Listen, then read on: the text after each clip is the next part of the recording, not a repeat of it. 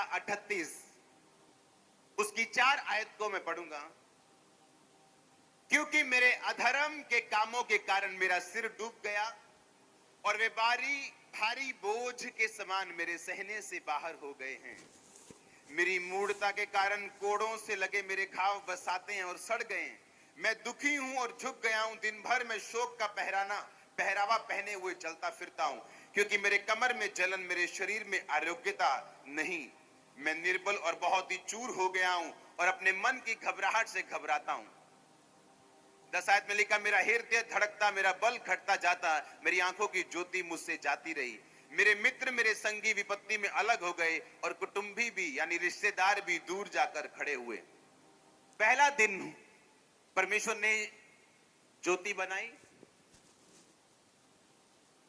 दूसरे दिन, तीसरे दिन, चौथे दिन, पांचवें दिन परमेश्वर ने आकाश बनाया, मछलियां बनाई, जीव जंतु बनाए, बनैले पशु बनाए, घरेलू पशु बनाए,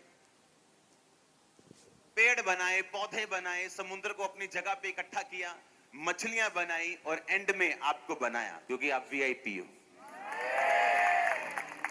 सब कुछ बनाने के बाद उसने आपको धरती पे रखा। जिस तरह से वीआईपी आते हैं कि सब कुछ सेट होने के बाद वो आते हैं, वो आके कुछ भी सेट नहीं करते, हाँ या ना?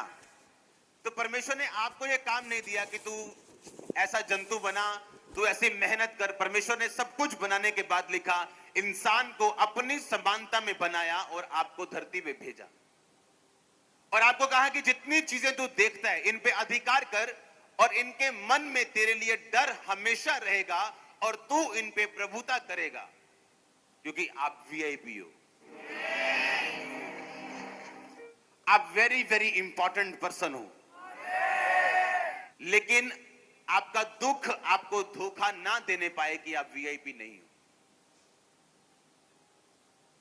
अगर आपको दुख ना होता आप चर्च में ना आते। आपका दुख आपको परमेश्वर के करीब करने के लिए, उसकी सेवा में ले जाने के लिए, उसका अपना आप पे जाहिर करने के लिए, तो परमेश्वर कई बार बांझपन को भी इस्तेमाल कर सकता है अपना आप पे जाहिर करने के लिए। आपकी लाइफ कैसी भी क्यों ना हो, यह बात आपसे कोई शैतान छीन नहीं सकता कि आप वीआईपी हो। एक एमएलए भी अगर, जिसको आपने वीआईपी करके बुलाया, अगर वो ऐसा झुक के और डर के आए तो आप उसकी इज्जत नहीं करोगे। आप बोलोगे मुझे लगता है कि ये है नहीं। हाँ, आपकी चाल भी वीआईपी की तरह होनी चाहिए। हाँ, आपके पॉकेट में कितनी मनी है ये कोई मायने नहीं करता।